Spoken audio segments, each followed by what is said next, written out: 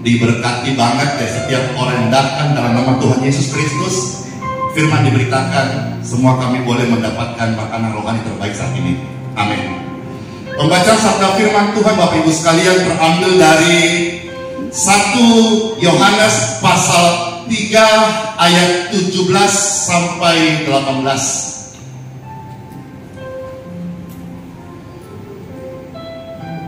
Barang siapa mempunyai harta duniawi dan melihat saudaranya menderita kekurangan, tetapi menutup pintu hatinya terhadap saudaranya, bagaimanakah kasih Tuhan dapat tetap di dalam dirinya? Kalau kita melihat ada orang kekurangan, sebagai orang Kristen, orang Katolik, anak Tuhan Yesus, jangan kita menutup diri, pura-pura tidak lihat.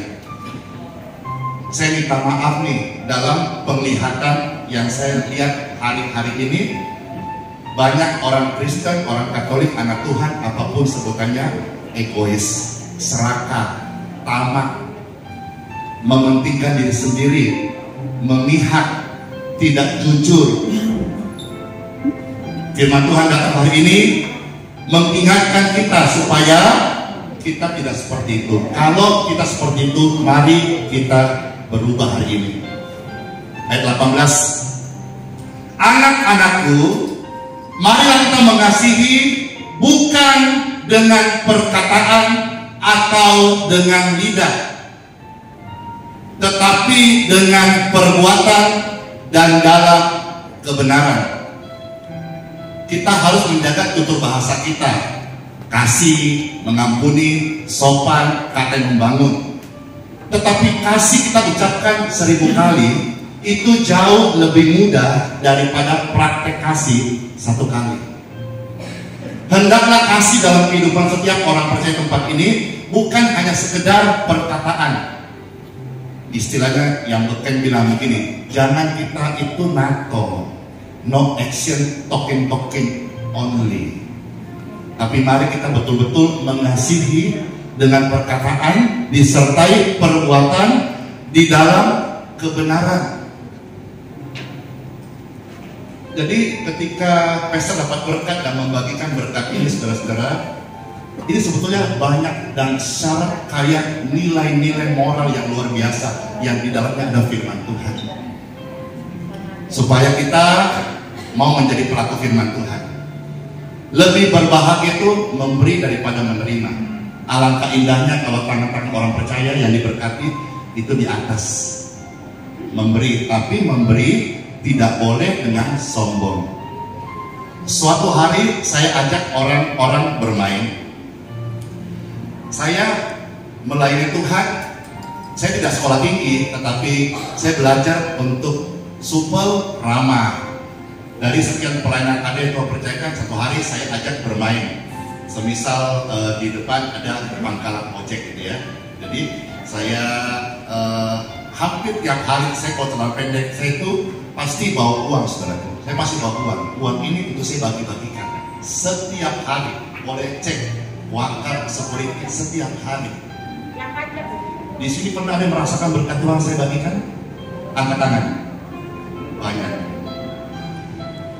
Jadi contoh misalnya saya genggam uang ini, ya, lalu saya ajak orang tos. Saya ajak tos gitu ya. Begitu tos, lalu ini tumpah.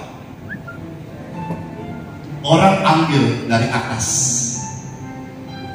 Lalu akhirnya ada yang lihat dan dia viralkan. Ini orang siapa? Biasa orang memberi dari atas, yang menerima di bawah. Tapi saya memberi ketika ajak tos, saya yang memberi lebih rendah, yang menerima diambil di atas. Saya rasa biasa ini permainan. Tapi viral dan banyak orang jadi berkat. Siapa orang ini? Siapa gurunya? Kita lihat dari cara memberinya. Memberi dengan cara begini udah biasa. Tapi kalau memberi dengan cara begini, saya tidak pintar berkhotbah seperti orang-orang yang pendeta-pendeta yang hebat. saya mah mantan penjahat, badanku bertato. Dulu saya malu, tapi sekarang saya tidak malu karena saya tahu semakin saya bejat masa lalu orang tahu, semakin Tuhan Yesus dipermuliakan yang bisa mengubah orang bejat seperti saya.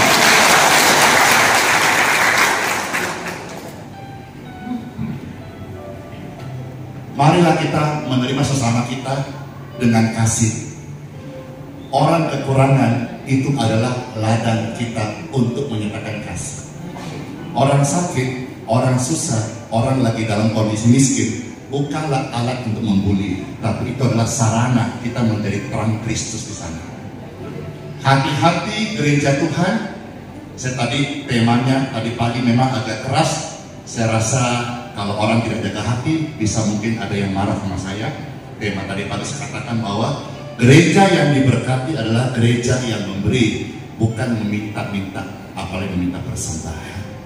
Karena saya tahu Bapak Ibu sekalian, saya tidak menentang persepuluhan. Ada gereja-gereja menekankan terlalu berlebihan persepuluhan. Oke lah, akhirnya jemaat taat 1 bulan 1 kali gajian bawa persepuluhan. Saya tidak menentang loh ya, saya cerita. Mudah-mudahan menggugah hati, dan kalau sampai ke medsos ini tergugah dan kita bisa tambahlah hikmat pengetahuan. Oke, mereka taat. Tapi persoalannya adalah kadang-kadang saya mendengar ada gereja 1 kali kebaktian sampai berkali-kali memberi persembahan kolektor. Ada yang sampai saya pernah dengar 6 kali, 5 kali. Saya rasa kalau 1 kali is oke lah. 2 kali juga sudah kayaknya terlalu menonjol. Apalagi 3 kali. Ingatlah gereja Tuhan, hamba Tuhan, ataupun siapapun saudara-saudara jemaat. Jemaat itu juga perlu penghidupan. Dia datang pakai ongkos. Dia punya anak, cucu, kontrakan, lain sebagainya. Tidak semua itu orang mampu, kasihan. Gereja juga harus menjadi berkat. Jangan sampai gereja yang mau syukuran, jemaat yang diminta uang. Gereja yang punya pergumulan, jemaat yang diminta uang. Suatu hari kisah nyata, jemaat datang ke pendeta. Pak pendeta, kontrakanku mau bayar, sudah tunggak 3 minggu, nggak ada uang sama sekali. Boleh tolong kah? Kata pendeta, banyak-banyak doa. Kenapa tidak kita mulai dari pendeta, gembala, hamba Tuhan? Kalau punya pergumulan, kita berdoa. Waktu gereja ada pergumulan, gereja minta jemaat. Jangan sampai istilah zaman dulu berkata, jemaat menjadi perahan gereja. Itu nggak boleh terjadi. Gereja harus memberi teladan, contoh. Jangan sampai gereja punya misi, visi, apakah itu namanya, label-label suara Tuhan atau firman Tuhan, kehendak Tuhan, tidak salah. Tapi ya harus seimbang Bapak Ibu sekalian. Jangan sampai jemaat-jemaat kasihan, jemaat punya anak, punya cucu, karena semua kan tidak semua jemaat itu konglomerat atau orang kaya, ada yang tidak mampu. Gereja hadir bukan menjadi ladang cuan atau bisnis, tapi gereja hadir betul-betul jadi berkat. Hari ini orang melihat pelayanan ini ada, tidak langsung jadi. Saya hamba Tuhan, keluarga yang tidak punya cincin kawin. Karena waktu saya merintis pelayanan, saudara-saudara sekalian, saya gak ada cincin kawin di Pegadaian. Dan saya ingat yang akhirnya saya kalah di Pegadaian, oh tidak salah ya, mata di mata ini. 4 bulan saya tidak mampu bayar bunga, dilelang. Dan saya suami istri hamba Tuhan yang gak punya cincin kawin. Terakhir motor kami punya 1, namanya motor Scoopy warna merah. Saya jual. Setelah itu saya tiap hari jalan kaki, naik gokar, naik angkutan umum, naik waktu itu masih ojek. Puji Tuhan, Andi Simon di Balikpapan, hampir semua supir angkutan umum saya kenal. Karena dari proses itu. Nah hari ini saya hidup, saya cukup. Maka saya tidak mau terlalu banyak kumpul-kumpulkan. Kalau saudara terberkati pelayanan ini, saudara akan kasih persembahan, saya dorong kasih persembahan di gereja masing-masing. Kasih persembahan kepada orang miskin itu jauh lebih bermakna, karena ibadah yang sejati adalah perhatikan orang-orang miskin, perhatikan para manula, lansia, orang di penjara, orang-orang sakit, perhatikan.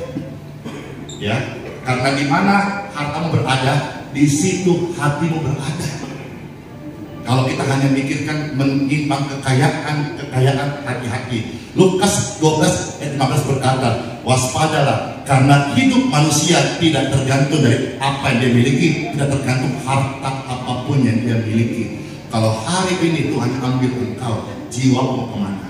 Pikirkan itu baik-baik Bapak Ibu sekalian.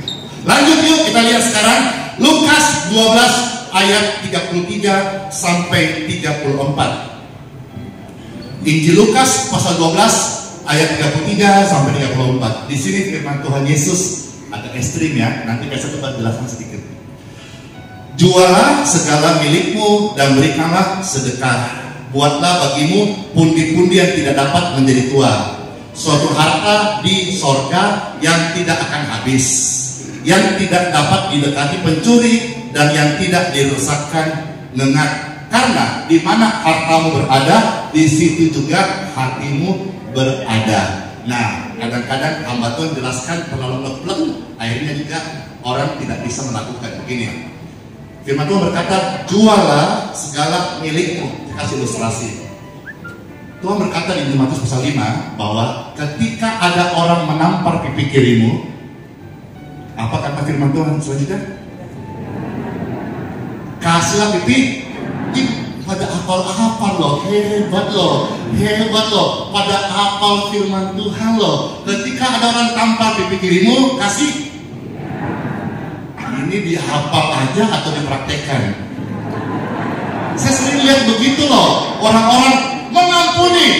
Waktu saya sempat dalam tahun lalu, karena terlalu banyak orang-orang yang meragukan pelayanan ini, akhirnya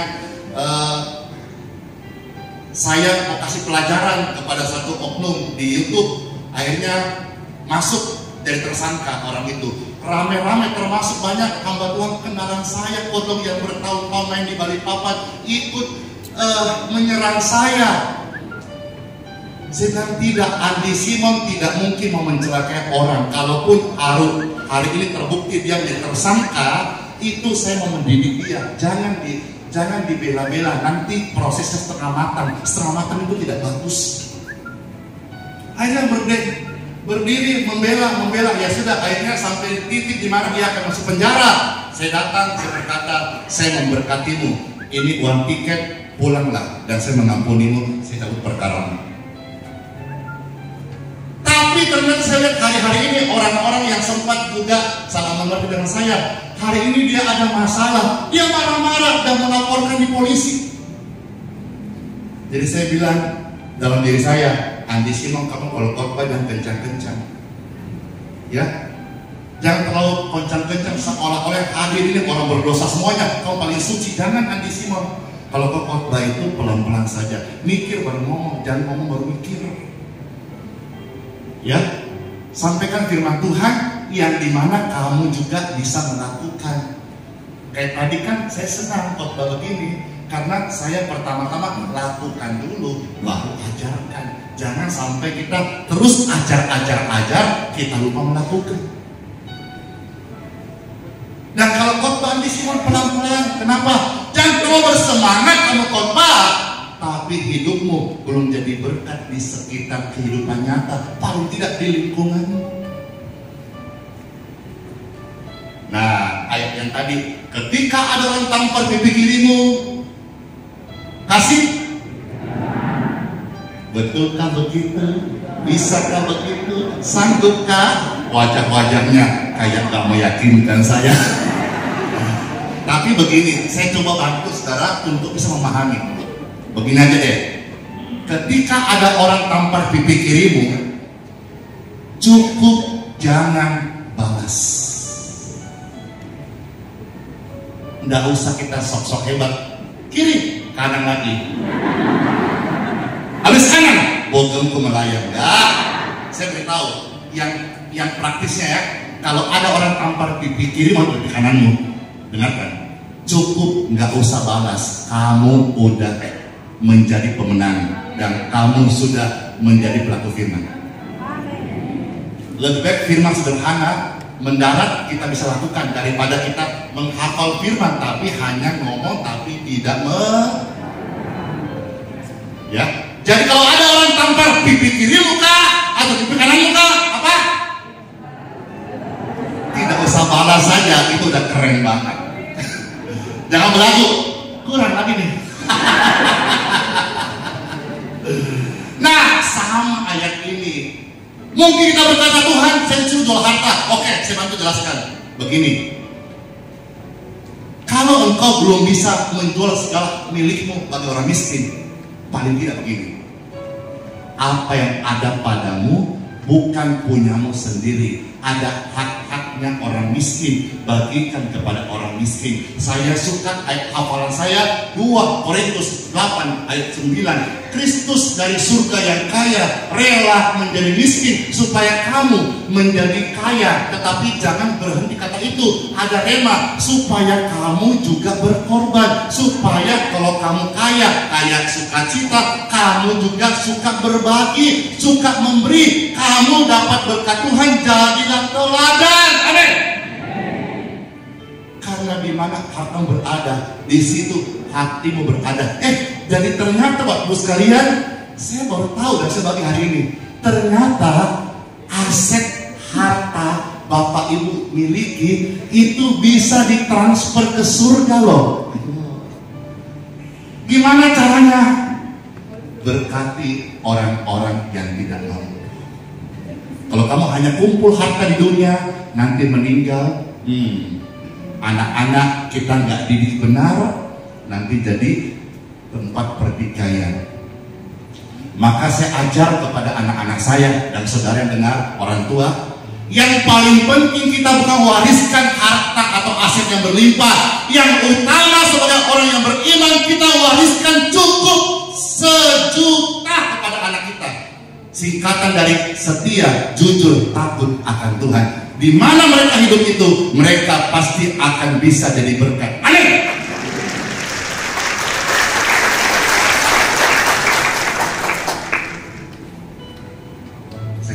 Dikit ya. Misalnya di sini ada yang punya berkat 10. Ya. Ketika engkau membagi 1 kepada orang yang tidak mampu atau jadi berkat. Memberkati itu bukan beban loh. Memberkati itu kesempatan. Kehormatan. Pastor ini bisa memberkati, itu kehormatan, bukan beban. Kesempatan yang luar biasa. Nah, kalau hitungan logika kita, matematika kita, 10 dikurang 1 itu menjadi 9. Sekarang kalau saudara punya uang 10, saudara taruh di bank manapun di Indonesia atau di mana saja gitu, 10 di sana nilai berapa? 10 juga ya. Berbentuk nominal saja, engkau sudah tidak lihat. Ayo, betul nggak? Jadi berapapun nilai uang Bapak Ibu di bank, itu hanya nominal angka. Yang tambah lah, yang kurang lah, engkau sudah nggak lihat. Di sini ada orang-orang yang punya uang banyak di bank, dia udah nggak lihat uangnya. Ayo. Cuma tinggal kurang berapa, tambah berapa, betul nggak? Halo. Sudah tinggal angka yang bermain, saldo yang bermain. Saya beritahu rahasia ini dan saya terpraktekkan. Kalau engkau tahu 10, engkau kasih orang miskin 1, jadi 9. Dengar baik-baik, sebetulnya tetap 10. Cuma 1 itu engkau investasi untuk kekekalan. Maka kerangka berpikir kita harus kita ubah, mindset kita ubah. Kita kira waktu kita kasih orang beras, kasih orang sembako, kasih bantuan uang, kasih kepada orang miskin, berkurang. Engkau sedang pindahkan asetmu di kekekalanmu. Hartamu di dunia ini, karat dan nengat akan merusakkannya, pencuri membobol dan mengambilnya. Tapi harta kita kelak di surga, di sana karat nengat tidak bisa merusakkannya, tidak ada pencuri, tapi kita akan menjadi berkat untuk selama-lamanya. Ayo bilang pelan-pelan tapi pelan-pelan ya, pelan-pelan. Jangan kikir. Pelan-pelan, please deh pelan-pelan. Dan wajahnya jangan wajah menghakimi, pelan-pelan. Jangan. Sama sih penyampaiannya, sama sih tujuannya kena sasaran, cuma cara kita lebih santun. Mungkin ya banyak orang senang hari ini pelayanan yang ada ini. Setiap hari yang nonton live streaming saya, nonton langsung itu tidak kurang 5.000 setiap hari. Sekarang bertambah lagi, setiap hari dulu 10.000 setiap hari YouTube, sekarang saya 14.000 di Facebook setiap hari. Kemarin 100.000 per hari, sekarang sampai 140.000 per hari. Artinya pelayanan sederhana ini nggak diiringi pemain musik, karena Missioner Pastor ajar saya, Pastor Andi, ada atau tanpa uang kita harus tetap jalan melayani. Pastor Andi, ada atau tanpa tim kita harus tetap melayani Tuhan. Jadi saya melayani Tuhan hari ini tidak tergantung manusia, tidak tergantung tim, tidak tergantung uang. Ada atau tanpa uang atau tanpa tim, saya tetap melayani. Dan ini sederhana, tapi ternyata bukan hanya jadi berkat live stream, online, tapi jadi berkat di sini. Kemarin udah tambah kursi, banyak kursi, sekarang udah penuh juga di luar. Udah tadi, udah mau pelan-pelan, ya. Saya rasa kenapa orang suka ya? Mungkin karena saya menyampaikan ya CDR ini. Mungkin saya kan, kita sebagai pembicara kan banyak tuh kalimat-kalimat, kita pilih. Ada kalimat yang santun, ada kalimat yang kasar. Nah, saya memilih selalu yang santunnya, meskipun sama-sama tujuan tercapai. Ya, ayo bilang pelan-pelan, jangan pikir. Oke, sekarang kita lihat 1 Korintus pasal 6 ayat 10. Ya, saya baca juga pelan-pelan ya. 1 Korintus pasal 6 ayat 10. Pencuri, orang kikir, pemabuk, pemfitnah, dan penipu tidak akan mendapat bagian di kerajaan surga, di kerajaan Tuhan. Jadi atas dasar ini kita ngomong sekali pelan-pelan, makanya jangan kikir. Ya. Oke, kita sekarang lihat kitab Mazmur, lalu pasal selesai di ayat ini. Mazmur 37 ayat 23 sampai dengan ayat 26. Saya melepaskan kalimat-kalimat firman Tuhan ini, saya bacakan bagi Bapak Ibu sekalian sambil berdoakan semua kita menjadi orang benar, anak cucunya diberi kemurahan, kemudahan, dan berkat-berkat Tuhan senantiasa, dan hidup jadi berkat. Saya baca ya, Mazmur 37 ayat 23 sampai dengan ayat 26. Tuhan menetapkan langkah-langkah orang yang hidupnya berkenan kepadanya. Jadi ada orang yang memang hidupnya berkenan. Memang berkenan kepada Tuhan, mau gimana? Berkenan. Tuhan, kiranya pelayanan ini Tuhan, sampai Tuhan panggil Andi Simon juga Tuhan, kalau boleh Tuhan berkenan, siapapun juga yang melayani di sini Tuhan, Tuhan disenangkan. Tuhan tetapkan langkah-langkah orang yang hidupnya berkenan kepadanya. Amin. Apabila ia jatuh tidaklah sampai tergeletak, sebab Tuhan menopang tangannya. Amin. Ini Daud bersaksi, dahulu aku muda, sekarang telah menjadi tua, tetapi tidak pernah kulihat orang benar ditinggalkan atau anak cucunya meminta-minta roti. Saya bersaksi hari ini, dahulu aku muda, sejak saya muda melayani Tuhan, sekarang hampir tua. Karena kan saya baru menuju gocap, baru menuju 50. Kalau sudah tua, berapa umur tua? Berapa umur tua?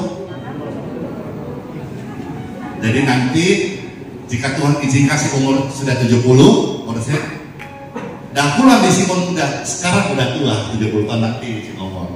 Saya tidak pernah melihat orang benar ditinggalkan. Saya tidak pernah melihat anak cucu orang benar minta roti.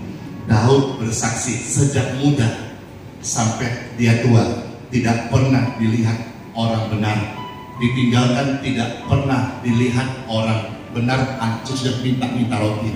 Dan saya bersaksi hari ini saudara-saudara sekalian, meskipun umur belum banyak, tapi Tetapi saya baca buku, saya dengar kesaksian, ke kota, saya lihat TV, lihat YouTube, saya belum pernah menemukan ada orang kekurangan karena memberi. Saya belum pernah dengar, lihat, baca kesaksian ada orang miskin karena memberi. Tapi yang saya lihat adalah mereka sampai anak cucunya berkecukupan, berkelimpahan, bersyukur karena betul-betul berkata apa? Siapa yang hidupnya menjadi berkat, dia pasti akan dicukupkan. Karena kata berlimpah kan relatif, Bapak Ibu sekalian. Doa Bapak kami, berikanlah kami hari ini makanan kami secukupnya. Secukupnya Bapak Ibu dengan secukupnya Andi Simon beda porsi, bro. Saya hari ini memang sudah kurang makan, tapi sekali makan 2-3 gunung pindah. Saya belak-belakan aja, siapa tahu di sini ada yang mau ajak saya makan. Saya usahakan 1 hari makan 1 kali, paling banyak 2 kali. Itu pun sudah hilap. Ya kenapa? Pekerjaan besar menunggu, ladang siap dituai, tanggalkan perut buncit. Tapi sekali makan, waduh, banyak piring-piring itu diangkat ke meja. Iya, dahulu aku muda tidak pernah aku melihat orang benar meminta-minta roti. Terakhir hari ini ke-26. Tiap hari dia menaruh belas kasihan dan memberi pinjaman. Kata pinjaman itu bukan debt collector, bukan juga sebagai apa? Rentenir ya, bukan. Tetapi di sini sudah tiap hari dia memberi bantuan kepada orang lain dan anak cucunya menjadi berkat. Orang yang hidupnya berkenan di hadapan Tuhan Yesus adalah apa? Orang yang setiap hari menaruh belas kasihan dan membantu sesamanya. Saudara, mungkin tiap kita berbeda-beda, tetapi setiap kita makhluk sosial yang punya potensi membantu orang. Mungkin belum bisa membantu uang, berikan senyummu, berikan shalommu, berikan salammu yang terbaik. Praktik yuk, dan kanan kiri, berikan senyum terbaik mencik. Senyum kapsa dan mencik. Ada orang-orang itu senyum aja pelitnya. Saya sih tidak merasa ganteng, tapi wajahku ini bundar kayak jeruk karena suka senyum. Ada orang wajahnya panjang kayak pepaya, cemberut melulu. Ayo ya kanan kiri, wajahnya bundar atau panjang, ayo. Bukan masalah cantik ganteng, itu relatif. Yang penting kita suka senyum, amin. Tapi ingat baik-baik sebelum saya selesai, jangan senyum-senyum sendirian. Ingat ya, setiap hari kita apa? Menaruh belas kasihan. Tuhan tetapkan langkah-langkah orang yang hidup berhadapan Tuhan. Amin. Mari bersama-sama kita berikan pujian bagi Tuhan Yesus. Haleluya.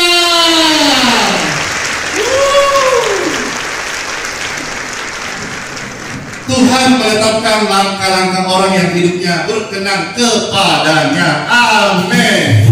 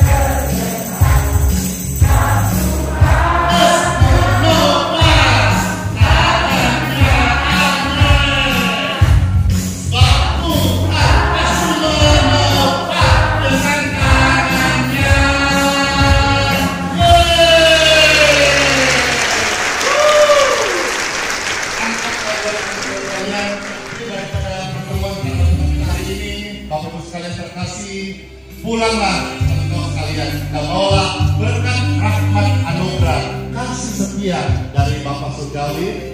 Diberkatilah tubuhmu, diberkatilah kesehatanmu, diberkatilah keluargamu, diberkatilah keturunanmu. Apa yang kau pegang, engkau percaya Tuhan sungguh-sungguh bertobat bersuci dan kudus, diberkati oleh Tuhan Yesus. Kita berdoa untuk saya yang sakit atau keluarga yang sakit, maupun dalam ruangan ini ataupun di tribun atas, aliran kesembuhan mengalirlah di tubuh Bapak Ibu yang sedang sakit. In Jesus' name, jadilah sembuh, be healed, jadilah bersih, dapat membersih dari virus, be clear, jadilah suci, bisa diselamatkan engkau sekalian dalam nama Bapa, Putra, dan Roh Kudus. Amin. Sudah selesai, berkati, kita turun dan mengatur sekalian. Ayo dengarkan kiri, terima kasih daripada bersama-sama.